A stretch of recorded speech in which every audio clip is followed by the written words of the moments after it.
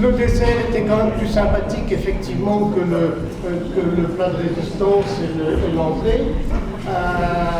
La question de savoir s'il faut désespérer ou pas de l'ONU, vous avez des éléments de réponse. Probablement, vous avez vos propres avis, bien évidemment. Le temps est venu maintenant de vos interventions, de vos questionnements. Et je vois qu'il y a déjà le micro qui a commencé à circuler. Vous avez la parole. Oui, merci pour ce panorama tout à fait un peu bien complet de l'histoire des relations internationales à travers celle de l'ONU. Alors, nous sommes à Brest, et comme vous l'avez souligné, c'est pour du Ponant, on est très lié aux questions maritimes. Et il y a peut-être un champ qui, peut-être, ouvre des portes de l'espoir également. Vous savez que nous avons eu à Nice l'Assemblée de l'ONU sur les océans au mois de juin, qui a été précédé par un congrès scientifique auquel moi-même et d'autres ont participé. Et donc, on a un petit peu effectivement refait le point sur des questions centrales pour l'humanité, appelées pour simplifier le changement climatique et biodiversité, pour faire court. Et donc, la question s'est posée en l'occurrence, après l'Assemblée de l'ONU, sur l'océan, à quoi ça sert? Est-ce qu'effectivement la discussion dans un monde fragmenté, avec à la manœuvre plein d'acteurs qui sont à la fois qui ont un pied dans l'ONU et un pied en dehors, je pense par exemple aux acteurs du Pacifique, dans la Chine en particulier, on se demande effectivement si ça a un sens, d'essayer de trouver des accords internationaux. Et on en trouve. Juste pour en citer un, en dehors sur le climat, tout ce qui a été poussé par l'ONU à travers le GIEC, qui est tout à fait remarquable, puisque nul ne peut plus ignorer, sauf les scientifico-sceptiques, que effectivement la transformation du climat est en cours. Mais en fait, il y a aussi un impact majeur sur la biodiversité. Donc on peut se dire, est-ce qu'en fait il y a un sens à organiser toutes ces réflexions sous l'égide de l'ONU? Et ensuite, quand on passe au fait, les faits sont dépendants non pas de l'ONU, comme vous l'avez souligné, mais des différentes nations. Est-ce que ça sert à quelque chose? Alors, la discussion que nous avons est ceci, c'est que, imaginons que l'ONU n'existe pas. Imaginons qu'il n'y ait pas de discussion au niveau multilatéral. Qu'est-ce qui se passerait à la société dans le monde, en l'occurrence? Je pense que ça serait pire. Et en quelque sorte, l'ONU ne peut pas tout.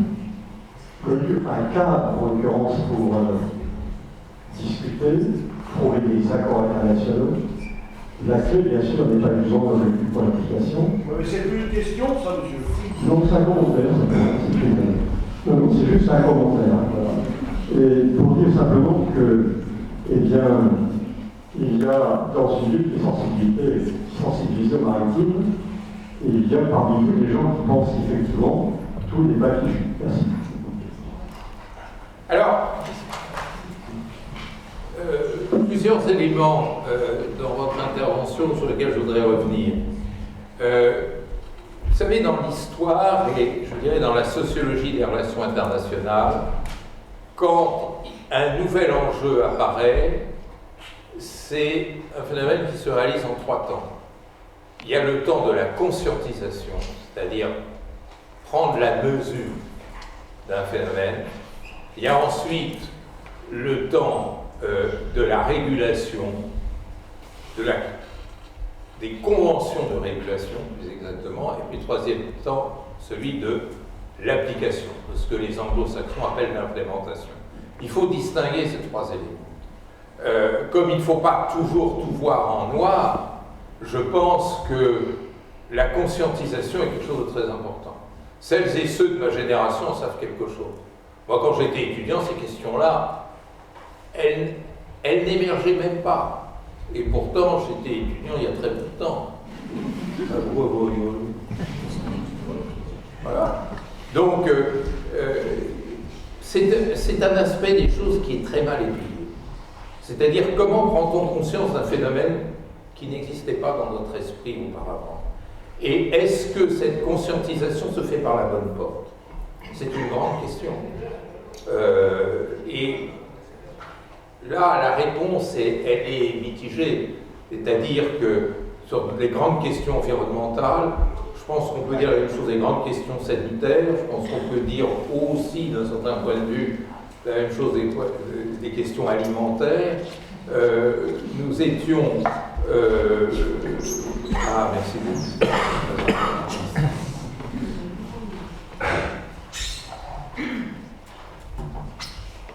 On a franchi une étape considérable.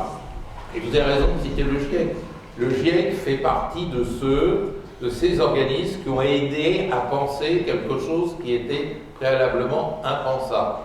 Ce n'est pas rien, parce qu'à partir du moment où le problème est posé, il contraint les gouvernements.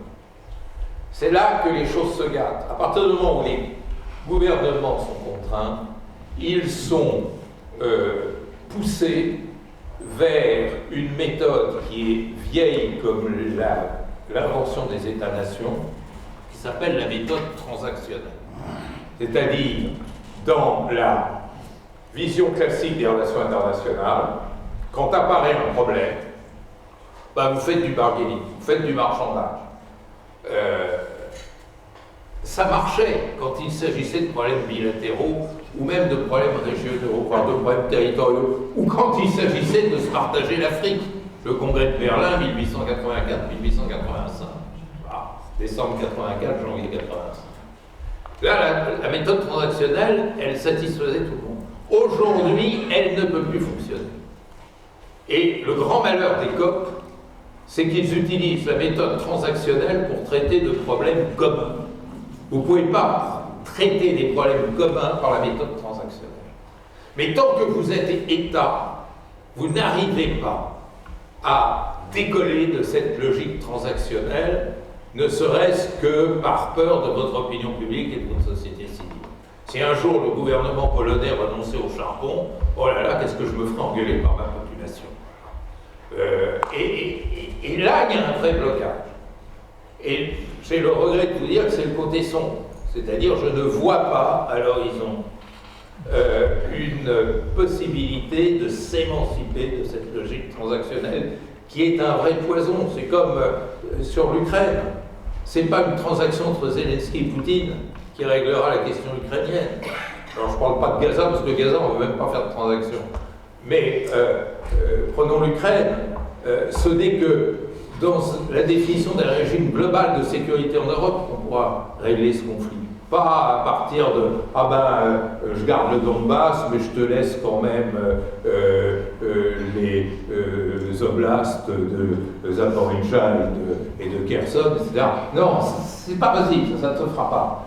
Donc il faut faire renaître Helsinki, un nouvel Helsinki. Donc ça, c'est un tournant qui est très difficile à prendre par l'histoire. De faire passer la négociation globale devant la négociation transactionnelle. On y est arrivé. Helsinki 75, c'était ça. Il y a quand même eu quelques grandes conventions internationales. Après tout, si vous pouvez prendre l'avion, c'est parce qu'on a abandonné la méthode transactionnelle pour la méthode globale. Et tous les avions décollent et atterrissent de la même façon, c'est chez M. Kim Jong-un ou chez M. Truc. Parce qu'on ne peut pas faire autrement, je reviens à mon argument utilitaire de tout à l'heure. Et puis après, il y a le problème de l'implémentation, c'est-à-dire qui va vérifier et qui va mettre en pratique les conventions ainsi arrêtées. Et c'est la raison pour laquelle les deux derniers niveaux qui ne marchent pas, ils ne sont pas imputables à l'ONU, ils sont imputables aux États. C'est ça que je voulais vous dire. Oui. Le téléphone sonne, j'écoute.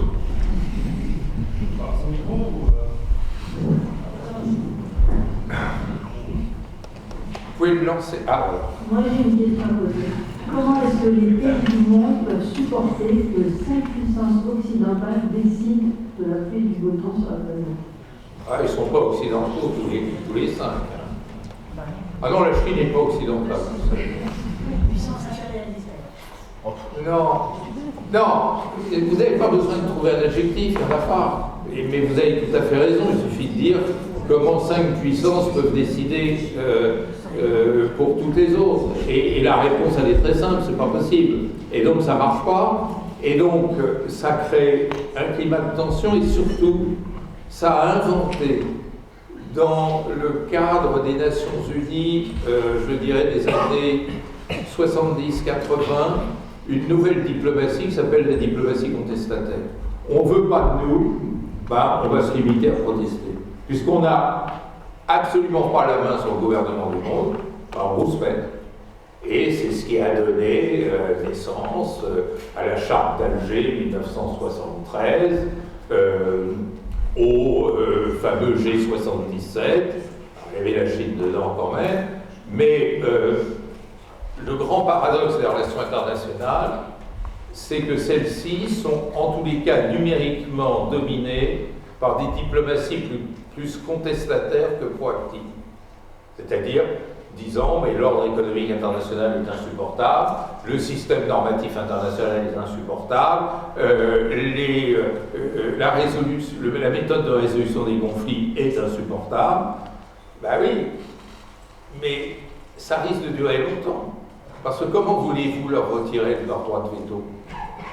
Comment voulez-vous faire? Il n'y a aucune solution. C'est la raison pour laquelle moi je ne m'occupe plus de réforme des Nations Unies. C'est absolument impossible. Parce que la Charte des Nations Unies donne au Conseil de sécurité le pouvoir de bloquer toute réforme. Et il suffit qu'il y ait un détenteur de veto qui bloque pour que ça ne se fasse pas. Donc ça ne se fera jamais.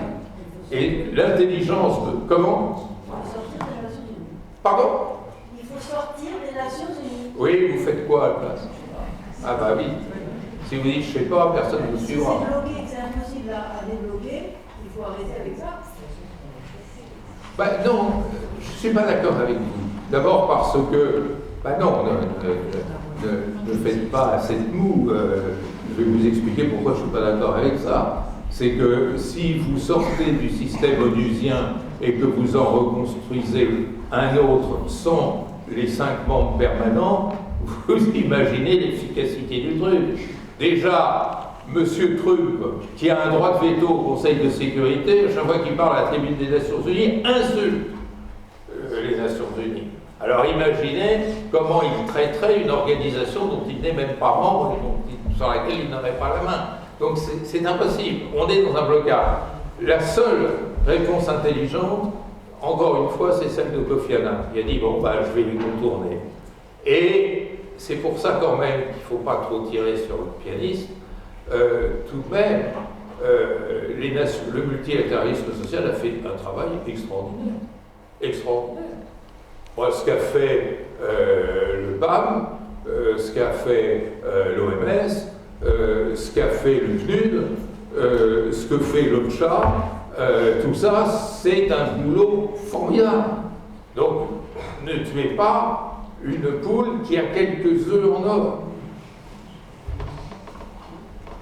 Bonsoir, merci de l'intervention. Alors, une question un peu plus sombre, je ne sais pas. Vous disiez que l'essentiel des conflits était intraclassique, mais j'ai l'impression que l'augmentation des budgets militaires est en forte augmentation dans quasiment tous les pays. Plus d'une troisième guerre mondiale et de conflits très forts entre des grands États. Que, pardon, j'ai pas bien compris. Que pensez-vous de la possibilité d'une guerre mondiale, d'une nouvelle guerre mondiale, éventuellement? Oui, alors ça, c'est une question qu'on me pose tous les jours, sur toutes les radios, télé, etc. Je comprends d'ailleurs qu'on la pose parce qu'on perçoit de l'inquiétude. D'abord, il y a une chose qui est absolument certaine, c'est que l'histoire, c'est pas la SNCF. C'est-à-dire, elle ne vous vend pas de billets aller-retour. Il n'y a pas de retour de l'histoire. Ça n'existe pas. C'est-à-dire que moi, j'en ai assez qu'on me parle de Troisième Guerre mondiale, parce que si on entre dans une séquence conflictuelle, elle n'aura rien à voir avec la Première et la Seconde Guerre mondiale. Déjà, les deux guerres mondiales étaient différentes, mais en fait, elles reposaient sur la même logique, qui était une logique essentiellement militaire. On ne se rend pas compte que si une séquence conflictuelle venait à se produire, elle mêlerait des genres qu'on n'a jamais expérimentés. Par exemple, une cyberattaque généralisée dont on n'a goûté que quelques maigres échantillons. Mais vous savez, si un jour on veut détruire le système informatique français, britannique ou allemand, notre espoir de vie en serait extrêmement réduit. Bon, ça c'est un aspect, c'est-à-dire on ne travaille pas suffisamment sur les aspects nouveaux de la conflictualité. Et Sun Tzu, cet homme qui avait écrit il y a plus de 2500 ans l'art de la guerre, disait la meilleure guerre c'est celle qu'on gagne sans avoir à la mener. Et ça fait aussi partie de l'actualité, ce genre de choses. Il faut voir. Ceci étant posé, deuxième remarque, je ne vois pas qui a intérêt à faire la guerre aujourd'hui. Je vois très bien qui a intérêt à brandir l'épouvantail de la guerre, à entonner des chants martiaux, belliqueux et belligènes, mais je ne vois pas qui a intérêt à la faire. Monsieur Poutine n'a pas pu faire plus de 50 km à l'intérieur du territoire ukrainien, je vois mal comment il pourrait passer le Rhin. On ne dit pas suffisamment à quel point la Russie est complètement essoufflée. Son économie, sa population, c'est absolument terrible. Vous savez que la société russe, elle en est à 1 million de morts ou de blessés dans ce conflit. Bon, ça a beau être une dictature, un régime autoritaire, la pression sociale, nous y revoilà, elle existe. Donc pourquoi quelqu'un qui n'a pas pu faire plus d'une cinquantaine de kilomètres en territoire ukrainien et encore dans des lieux déjà conquis par des milices pro-russes pourrait ainsi se projeter dans une guerre qui risquerait de complètement l'asphyxier? Donc c'est la deuxième raison. Et troisième raison, c'est quand même la raison peut-être cynique, mais somme toute assez optimiste, c'est que la stabilité a changé de signe. C'est-à-dire que l'histoire des relations internationales de la guerre de 30 ans jusqu'à la Seconde Guerre mondiale, c'était celle de l'utilité de la déstabilisation. En déstabilisant le concurrent, vous étiez dans un jeu à somme nulle, c'est-à-dire vous risquiez de gagner. Aujourd'hui, on n'est plus dans un jeu à somme nulle. Si vous esquintez à déstabiliser le voisin, même si vous gagnez, vous serez vous-même déstabilisé. C'est d'ailleurs le grand homme qui était le premier à penser ça, et auquel on ne rend pas assez hommage, c'est Zhou Enlai. C'est une idée que les dirigeants chinois, chacun à leur manière, ont repris. Alors, comme Xi Jinping aime les exercices de musculation, il ne le proclame plus comme Zhou Enlai, voire Deng Xiaoping, voire Hu Jintao qui continue à le dire. Mais le pari est le même, c'est-à-dire l'optimum de mes gains, je le réalise dans un contexte de stabilité internationale. C'est la raison pour laquelle la Chine accomplit plus un travail de freinage qu'un travail d'accélération sur le conflit russo-ukrainien. Et donc c'est la raison pour laquelle penser qu'on puisse se lancer dans un grand chambardement. Alors évidemment tout est possible. Moi, vous savez, je n'ai jamais écrit d'horoscope dans ma vie. Tout est possible. Qui aurait prévu la chute du mur, ne serait-ce qu'en 86, 87 qui aurait prévu Dien Bien Phu quand quelques semaines auparavant De Gaulle disait mais on est les plus forts donc on va sûrement gagner. Bon, il faut être très très prudent. Et puis il y a des cinglés dans ce monde, on le voit bien, je n'ai pas besoin de vous donner de nom.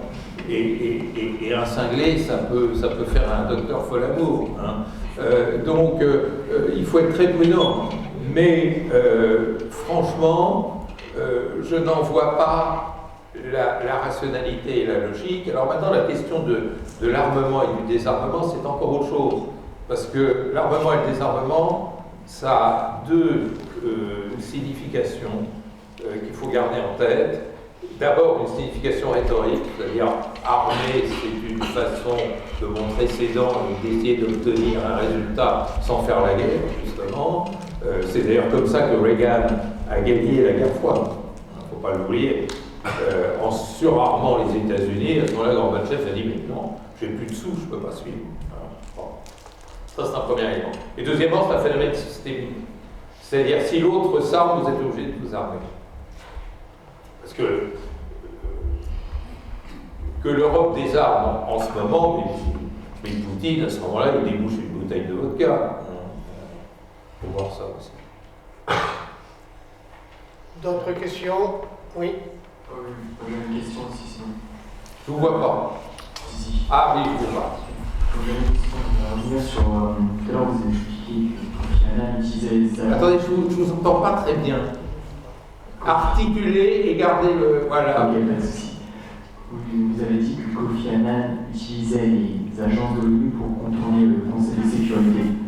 Mais est-ce qu'elles sont vraiment, on va dire, indépendantes face au Conseil de sécurité? Le Conseil de sécurité a quand même un poids sur ces agences.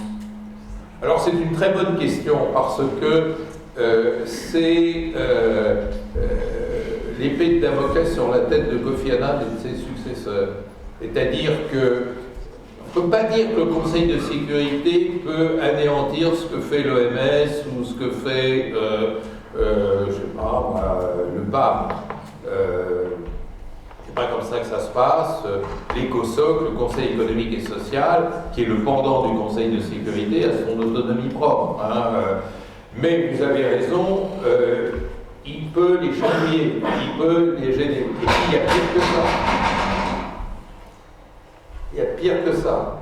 C'est Trump. Quand le président des États-Unis, parce qu'il n'aime pas l'OMS, a décidé de ne plus subventionner l'OMS, c'est une catastrophe. Quand Trump a décidé d'arrêter l'USAID, la revue britannique Le Lancet, qui n'est pas une revue islamo-gauchiste, a dit que ça condamne à mort 14 millions de personnes d'ici 2030. Et effectivement, Trump a compris le jeu ananien et post-ananien de contourner les États en jouant du social. Et donc, il a compris maintenant que s'il voulait anéantir les Nations Unies, il fallait non pas qu'il les étouffe au Conseil de sécurité, parce que c'est déjà fait, mais qu'il les étouffe dans leur dimension sociale. Donc ça, c'est extrêmement dangereux. C'est extrêmement dangereux. Alors heureusement, j'en ai pas parlé parce que j'ai pas eu le temps, mais heureusement, il y a des ONG qui font un boulot formidable, qui compensent les États. Il y a quand même près de 6000 ONG qui sont accréditées auprès des Nations Unies aujourd'hui, pas du Conseil et social, ça, c'est quelque chose de formidable. Et donc, il y a encore un échafaudage, mais effectivement, on n'est pas à l'abri de mauvais coups.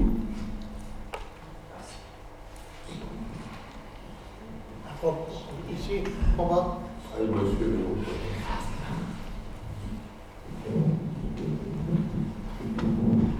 Bonsoir. Madame, oui. Donc, merci. J'ai juste une petite question, vous avez parlé de réformer l'ONU, et je suis totalement d'accord avec vous. Par contre, vous avez dit qu'il fallait peut-être admettre sur les instances de l'ONU, des acteurs non étatiques. Donc, vous avez donné un exemple, vous avez parlé des M23, des groupements terroristes au Sahel et tout. Et donc, ma question est de savoir si l'ONU ne se dénaturerait pas en faisant cela. Parce qu'on parle quand même des organisations des Nations Unies qui acceptent des instances qui sont non étatiques. Et de par ma nationalité congolaise, je suis un peu lésée d'entendre dire qu'on accepterait les M23 sur la table des instances de l'ONU. Merci. Alors, madame, d'abord, je voudrais vous rassurer, en donnant l'exemple du M23, j'ai donné un des exemples les plus visibles actuellement, mais si on veut sérieusement discuter du Kivu, je ne pense pas qu'au M23. Je pense d'abord, je n'ai pas eu le temps de le dire, et vous avez raison de me le faire préciser, à toutes les ONG qui sont impliquées là, et qui, généralement, connaissent mieux que les États les problèmes des populations. Le docteur Mukwege, il connaît davantage ces questions que la ministre congolaise des Affaires étrangères, je le crains, ou que le ministre rwandais des Affaires étrangères. C'est ça que je veux dire. Mais maintenant, pour faire la paix, il faut se faire mal. C'est-à-dire, il faut voir, quand on attaque une banque et qu'on prend des otages dans cette banque, que font les policiers du RAID? Ils négocient avec les bandits. C'est pas une façon de les acclamer, de les légitimer ou de les excuser. C'est de sauver des vies. Sauver des vies. Et pour sauver des vies, il faut parler à tout le monde, y compris à des terroristes. Et je ne sais pas si vous avez remarqué, mais le président des États-Unis, il a lui-même directement et plusieurs fois parlé au Hamas. Et maintenant, on sait, il y a même des photos qui montrent que le Hamas était dans la salle où on a signé les accords de Sharm el-Sheikh. Il ne faut jamais se demander si on aime l'autre ou pas. Il faut se demander si on peut résoudre un problème de vie et de mort en ignorant même la personne la plus détestable qui soit. Et donc, comment voulez-vous régler des problèmes lorsque vous excluez totalement des acteurs qui sont les pièces essentielles de ce problème? C'est ça que je veux dire. Alors après, il y a évidemment toute une série de précautions à prendre, mais les exclure d'emblée, comment, dans les guerres classiques interétatiques, les pires ennemis se parlaient entre eux? C'est pareil. Oui, question ici pour toi, Franck. Tu as parlé qu'il n'y a pas d'intérêt forcément à la guerre et que le commerce se passe mieux en temps de paix. Je te mets quand même sur le tapis la question du complexe militaro-industriel américain, qui est quand même un des premiers gagnants de cet état de tension, de ce réarmement progressif des États, notamment de l'Europe, avec Trump qui impose à l'Union européenne l'alignement sur un certain budget pour rester dans l'OTAN, etc. On a quand même un intérêt pour ce pays-là, et notamment aussi l'hégémonie du dollar sur le pétrole, qui fait que les États-Unis sont intervenus à de nombreux endroits au Moyen-Orient pour protéger cette hégémonie du dollar américain. Et mon deuxième point, ce serait l'histoire de l'ONU. Est-ce qu'elle n'est pas aussi ancrée depuis sa création dans un rapport colonial au monde, qui fait que de l'Éthiopie d'Haïlé Sélassié, où il a essayé de prêcher pour sa paroisse face à l'Italie qui colonisait son pays, l'ONU n'a pas pris position, que quand Lumumba est parti voir l'ONU faire son discours, il a été assassiné un an après, avec les États-Unis notamment, que quand Sankara fait son discours à l'ONU, il a été assassiné 2-3 ans après, avec l'aide de la France, on sait. Est-ce qu'aujourd'hui, je pense que cette ONU elle est vraiment décolonisée? Et est-ce que si ce n'est pas le cas, il ne faudrait pas que certains pays d'Europe rejoignent le mouvement des pays non alignés, par exemple? Est-ce que ce serait pas là le futur du multilatéralisme social? Oui, alors, sur la première question, moi, je ne conteste pas le fait que les acteurs économiques et les opérateurs économiques essayent de tirer le maximum de profit des situations conflictuelles qui existent. Et vous auriez pu citer aussi tous les actes de prédation. Les conflits africains, ça sert surtout à piller les ressources naturelles et minérales de l'Afrique. Tout ça, moi j'en conviens parfaitement. Mais je ne pense pas, je l'ai déjà dit tout à l'heure, que ce soit le moteur du jeu conflictuel.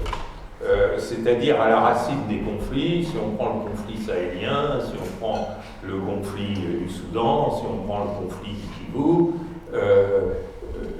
l'élément générateur, et tous les travaux vraiment qui ont été faits récemment le montrent, la racine des conflits, elle se trouve en même temps dans des volontés inassouvies de puissance et dans des effets de décomposition sociale qui conduisent à la fragmentation des sociétés et à la conflictualité entre morceaux de société. C'est ça le profil moderne. Alors après, bien entendu, les opérateurs économiques, ils s'en donnent à cœur joie. C'est facile à comprendre et à admettre. Avec quand même cet élément que je rappelais à propos de la diplomatie chinoise. De temps en temps, l'optimum économique, ça passe plus par la stabilité que par la déstabilisation. Il y a un truc qu'on ne voyait pas dans le monde classique, dans le monde d'hier, c'est le coût économique de la déstabilisation, parce qu'on considérait que la déstabilisation menait nécessairement au profit économique. On déstabilise, donc on va en profiter, on va s'en donner à cœur joie pour piller les ressources, pour prendre des avantages, etc. Comme on est dans un monde systémique et interdépendant, l'affaiblissement de l'autre finira toujours par me coûter à moi.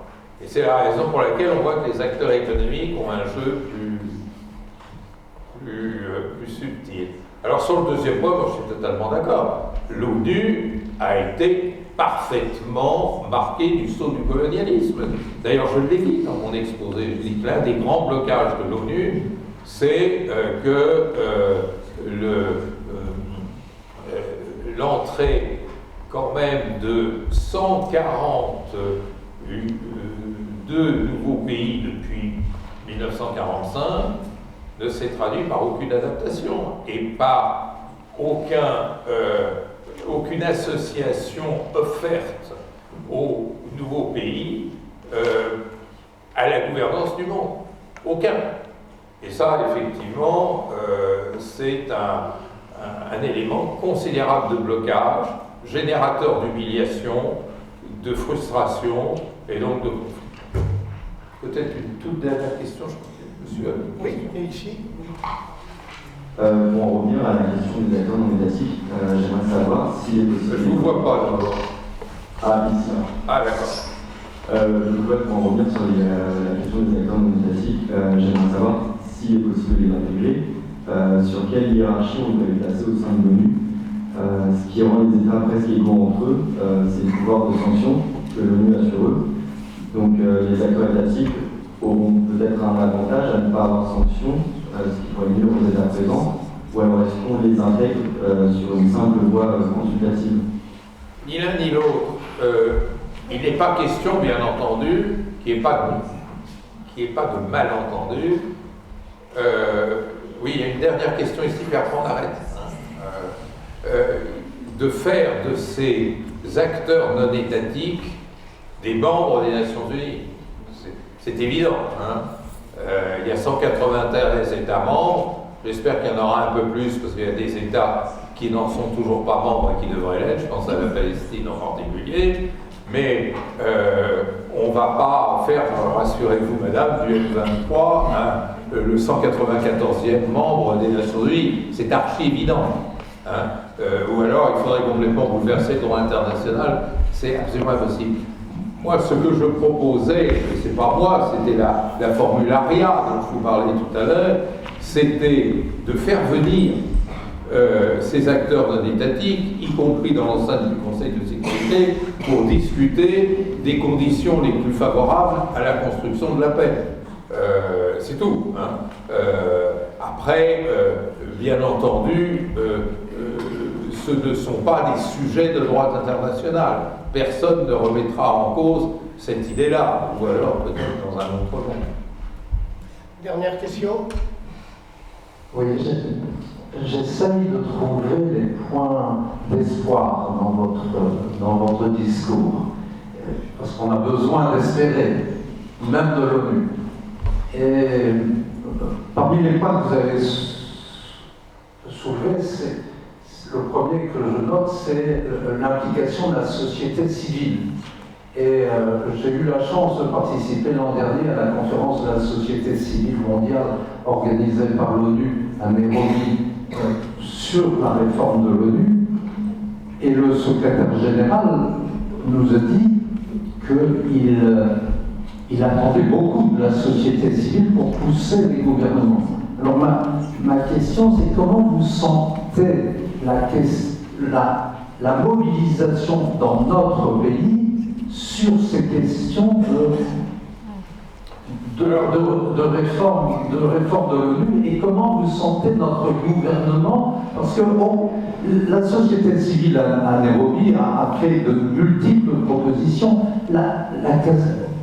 presque toutes ont été ignorées par les gouvernements, et tout d'abord par le nôtre. Alors est-ce que nous, en tant que citoyens, on n'a pas quelque chose à faire, quelque chose à dire? Et le deuxième point que je voulais prendre, qui est positif, que vous avez évoqué, c'était la méthode du Kofi Annan de contourner l'obstacle des 5 membres permanents. Et je pense qu'il y a des marges de manœuvre. Et moi-même, j'ai fait adopter par mon parti politique, les écologistes, 10 propositions pour la réforme de l'ONU sans changer la charte. Parce que où ça bloque, c'est que changer la charte, ça nécessite l'accord des membres permanents. Mais il y a des choses qui peuvent être faites. Bon, et si on a le temps, je vous en donnerai des exemples. Et on n'en a pas, malheureusement. Alors, entendons-nous bien, moi, quand je parlais de société civile, je ne parlais pas d'une société civile qui se mobilise pour réformer les Nations Unies. Parce que ce que les États ne peuvent ou ne veulent pas faire, les sociétés civiles, a fortiori, ne pourraient pas faire. Moi, ce que je considère, c'est peut-être quelque chose de plus global, plus fort, plus nouveau, qui est que de plus en plus, les sociétés, sous des apparences, des formes différentes, opinions, manifestations, mobilisations, boycotts, grèves, quantité de choses, pèsent sur le cours des relations internationales. Vous savez, quand 1 million de personnes défilent dans les rues de Rome pour Gaza, ça a un effet très fort. Quand tous ces campus universitaires américains se sont mobilisés, 60 campus universitaires qui se sont mobilisés presque en même temps dès avril 2024, à l'époque c'était encore Biden, il a dû en tenir compte, et Trump maintenant il en tient compte aussi. Quand il voit Trump, une majorité des électeurs républicains, je ne dis pas des États-Unis, considèrent que le soutien militaire à Israël n'est plus possible, ça a été pour beaucoup dans la menace qu'il a fait peser sur Netanyahou, j'allais dire t'arrêtes la guerre ou je te coupe les livraisons d'armes. C'est ça, les nouvelles relations internationales. Et ça, je pense que ça ne sera pas une réforme de l'ONU, mais ça sera un affaiblissement du verrou de puissance qui paralyse l'ONU. C'est ça mon plan, c'est ça que je vois, c'est ça qui se fait un peu partout dans le monde et qui renouvelle profondément les relations internationales. Alors est-ce qu'on peut réformer l'ONU sans toucher à la charte et sans toucher au Conseil de sécurité? Oui, je pense qu'effectivement, on peut changer les méthodes de lavage des vitres dans la maison de verre. Je pense que Gutiérrez peut décider de changer la compagnie qui lave les carreaux. Mais véritablement, dans le conflict solving, non, la paralysie est totale. Quand un truc est paralysé, vous le laissez de côté, vous trouvez une autre solution. Vous savez, Saint-Égidio a fait beaucoup plus pour arrêter les conflits que les Nations Unies. C'est malheureux, mais c'est comme ça. Bien, écoutez, je crois qu'on est arrivé au bout. On peut effectivement donc remercier notre intervenant.